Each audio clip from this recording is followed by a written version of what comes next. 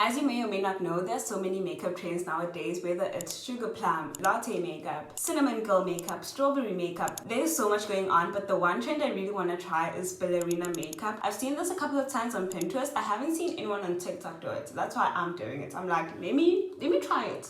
Basically, the look looks like this flawless pink highlight, pink eyeshadow, pink nude lip, and it looks so perfect and just glossy and dewy, and I want to try that out today. So let's get started. I do have a feeling that this look is very much dot dot makeup. If you don't know what dot dot makeup is, it's basically, you know how girls with flawless skin like won't put on a lot of makeup and they just put on like concealer and highlights and blush and that's it, and it looks so perfect. That's dot dot makeup, because some of us still have to struggle with hyperpigmentation, color correcting, all of those issues, and dot dot makeup doesn't work for us. But we'll see if it works. Hopefully it does. I'm starting off with some primer. My phone is on my mirror and I can't see shit. This is the Maybelline Fit Me Luminous and Smooth Primer. I like a hydrating primer a lot more than a mattifying primer. Even though my skin is very oily, I still love that glowy, your skin is not dry kind of look. Also, you guys, I have a dilemma to share with you today because there's something that's been in my head and I need people's opinions about this. So make sure you comment down below. Okay, I'm going to start off with the TikTok that I watched that actually got me thinking about this. So basically, this girl is like, I have this friend and she moved to my city like a while back, and they were friends since like elementary school. So the girl moves to this town, they hang out when she comes. It's a good time. They're like sitting chatting for like 5 hours. After that date, they're like, we should definitely do this again, right? And the friend is like, yes, we'll name the friend Vanessa. That's what the lady in the video called her, so I'm gonna call her that. And now for the next year and a half, this friend, let's call her Sarah. Sarah is trying to make plans with Vanessa, but it just doesn't work out. Either because Vanessa is always like, no, sorry, I can't do this weekend, I'm busy, but then she doesn't reschedule for another time. Or it would be a matter of they start making the plans and then Vanessa just goes ghost. I'm listening to this, I'm like, okay, maybe Vanessa doesn't want to be your friend. Maybe something happened, maybe there's beef there. And then eventually Vanessa's like, hey, I have time, wanna come like see me or something like that. But now she's back at home, but she's like, either you can drive up or I can come down to you. Mind you, it's a 3-hour drive. So the friend is like, no, it's okay, I can drive up to you. It'd be nice to see your parents again. So this girl, Sarah, drives up to this place for 3 hours to go see Vanessa. Wait, I am literally burning. I am literally sweating. This is bad, real bad. Michael Jackson. You guys are making me all hot. Where was I? I don't even know where we left off. Oh, damn. Okay, so Sarah drives to Vanessa to stay over at her parents' house over the weekend. When she gets there, obviously the next day they want to go shopping and stuff like that. And then Sarah's like, okay, can you drive? Because like I've been driving. And then Vanessa's all of a sudden like, no, I can't because my car is broken down. And in my head, I'm thinking, why would Vanessa offer to drive down to Sarah in the first place if her car is not working? Make it make sense. So now Sarah is driving her and Vanessa around town. They get to a Target, they buy like a couple of things, I don't remember what it was, and then Sarah's like, no, it's fine, I can pay for my things. But then Vanessa insists that she pays like for everything, which kind of makes sense because this person first of all drove up to you, which is a lot of like petrol. Second of all, now she's driving you around town, so it kind of makes sense that Vanessa pays for everything, which any friend with common sense would do. If I was also Sarah's friend, I would literally insist on doing that. So the weekend is over, Sarah decides to go home, and then when she gets home, Vanessa's like, hey girl, you owe me $100 for the stuff that I paid for at Target. My first question is, Vanessa, why were you insisting on paying if you're gonna ask for your money back? What was the point? What was the reason? Because also it wasn't a matter of only one person can pay, we can only take one person's card. It was literally a matter of, Sarah asked, are you sure? Like, I'm okay paying for my stuff.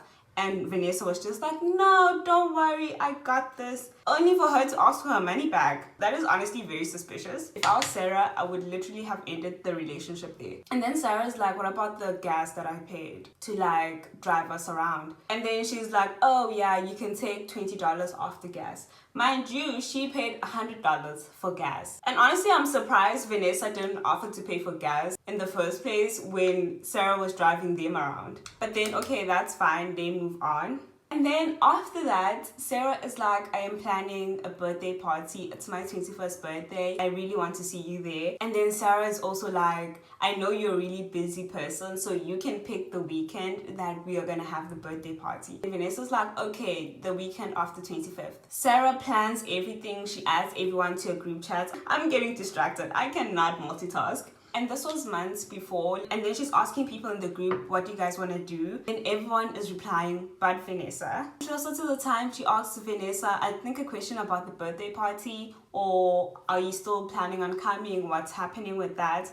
And then Vanessa's like, oh, sorry, I have plans. I actually found out that a relative is coming into town during that weekend, so I won't be able to make it to your party. If I was Sarah, I would have blocked at that point. Like,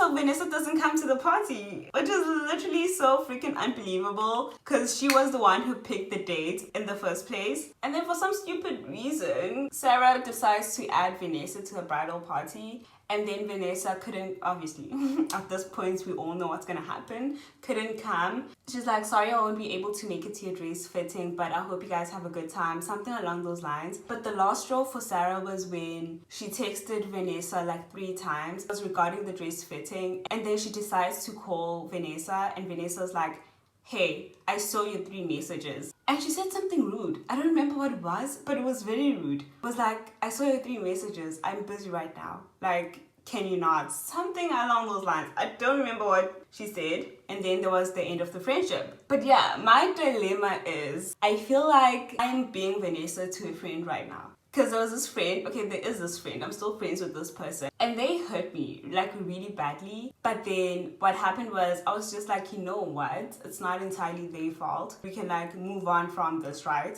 So instead of, like, prioritizing myself, I was like, I prioritize peace. I was like, you know what, let's move on, okay? It's okay. Everybody makes mistakes. Until recently, where I was just like, you know what, I don't think I properly healed from this thing. And basically, I don't want shit to do with this person anymore. Okay, not necessarily, but like, I still care about them. Part of me is just like, I don't care for this person as much as I would in the past. Yeah, I still care about them. I don't want anything bad to happen to them, but they're not like a priority anymore. But I'm not rude. I'm not canceling plans. I am a bit more avoidant than I normally would be in the past. And I think they're starting to pick up on that. Like, they can tell that maybe she's not into this as she was in the past. And I don't want to be a Vanessa. I don't want to be the grumpy friend who cancels on plans all the time. Like, I really don't want to be that person. And also, I feel like a big contributor to this is the fact that I am self-obsessed right now. Like, I'm in my self-obsessed era. I feel like in the past, like, couple of years, I did a lot of people pleasing and I made everyone a priority when I shouldn't have. And now the fact that I'm no longer doing that, I feel like for some people, it feels like what the hell, man? You would do so much for me and now you don't want to do anything for me? Like, did I do something wrong? Like, what is happening? Why are you acting weird all of a sudden? Whereas I'm not acting weird, it's just the fact that I'm more of a priority for myself. And now I'm done people pleasing. I'm done putting other people first. I am prioritizing me time because I feel like in the past it will always be a matter of a friend hits me up and they're like, what are you doing? Are you free? Can you do this? And usually I'll be like, ugh, I might as well go. Like, I'm sitting at home watching TV. I may not get another chance to see my friend, which is true, but also I actually am doing something. I am watching my favorite show. I am having me time. Why would I sacrifice that to go to something I know I may not like that much? So I'm trying to find the balance between the two and also just like prioritize me time. Me time is important. And also prioritizing my time as much as I would prioritize another friend's time. For example, if I've planned to watch a movie or have a solo date at a certain time, just because someone else hits me up and I could obviously always do this at another time, I shouldn't cancel that. Why is it okay for me to cancel my plans just because I feel like I could always do it at another time, whereas if I had plans with a friend, I wouldn't cancel that? So trying to prioritize my plans as much as I would do for someone else. I remember my ex was like back in Cape Town for a little bit, and she was like, do you want to like meet up now for breakfast? Which is very last minute. But also, I was just thinking to myself, no, even though I'm not busy with like work, I had other plans, whether it's like making a TikTok or cleaning my room. I still have other plans and I need to put that first, even though I do feel like, hey, I could always do this at another time. First of all, if she really wanted to see me, she would have made plans beforehand. Second of all, I also have other shit to do. You can't ask me last minute. It just shows that you had no intentions of doing it and you happen to find like free time. So yeah, that is my dilemma. Tell me what you think. Should I speak to the friend? Because also, what do I say? Do I say I'm still pissed about the thing that happened like what, so many months ago? Or do I say I don't want to be your friend anymore? Because I don't think it's ever gonna go away. I think I suffer from something called delayed positivity. Yes, delayed positivity. When something's happening in the moment, you just like, you know what? You let it slide. You are okay with it. And then months later, you're just like, hold on. Wait a freaking minute. Tell me why.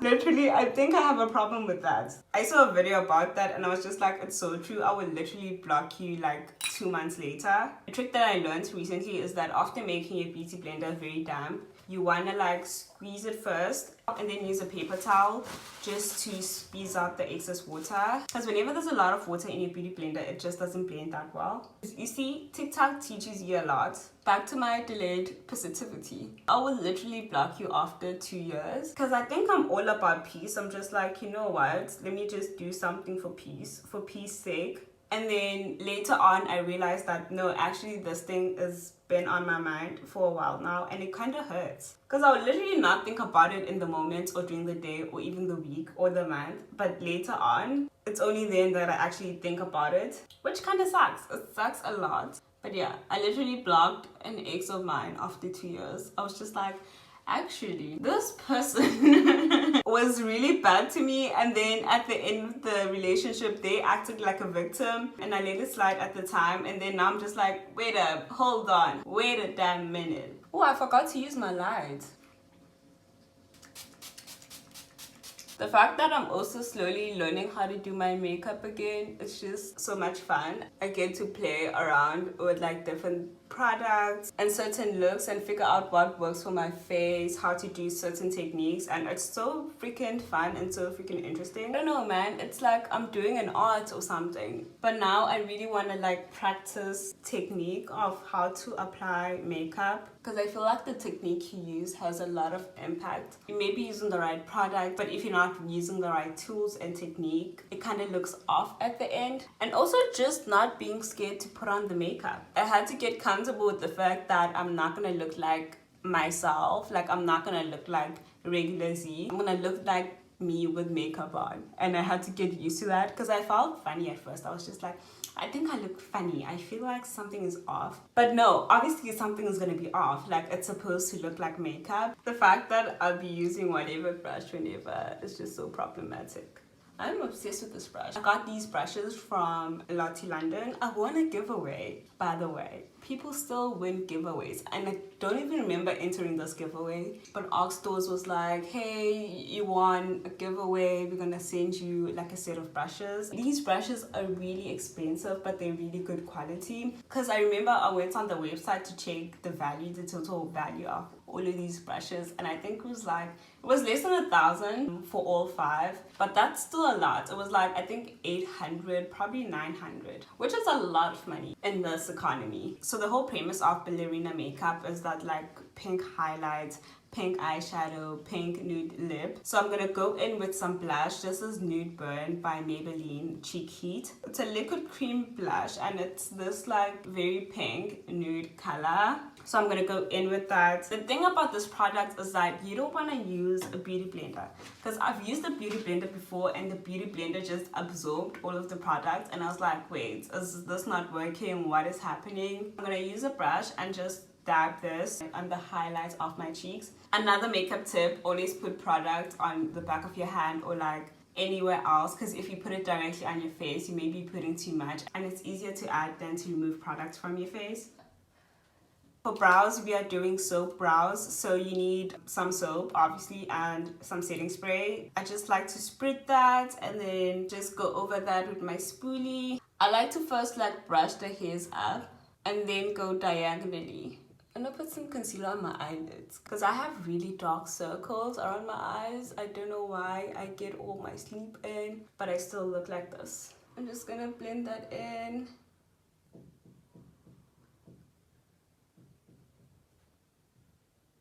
Okay, for my lips, I grabbed all my pink lip products. I feel like this one, starting off, is a bit too dark. This is the Maybelline Superstay Crayon in the color On the Grind. It's a very deep purple kind of color, so I don't think I'm going to be using this one. This is the Lifted Gloss by Maybelline, also in the color Silk. Yeah, I think I'm going to use this one. It's like a good pink shade, but also it's not like a jarring kind of pink. So I'm going to go in with some Chestnut first. Also, am I the only one who feels weird if their lips are not overlined? I just feel like it looks weird, like something is missing if they're not overlined. But also, I'm not sure if it's because of the fact that everyone is overlining their lips, hence I feel weird when I don't do it because I'm just used to how it looks, or if it just looks weird if your lips are not overlined. But also, I've seen videos of people like do too much and it looks weird, especially if you have small lips and you like overline, and when someone looks at you from the side, it's like, it looks freaking weird. It's just like, don't do that. I'm gonna put on some lifted gloss. Do I want to put on some concealer, or is this fine? That looks really bad, which I'm just gonna dab away. Now I'm gonna go in with this very pink blush.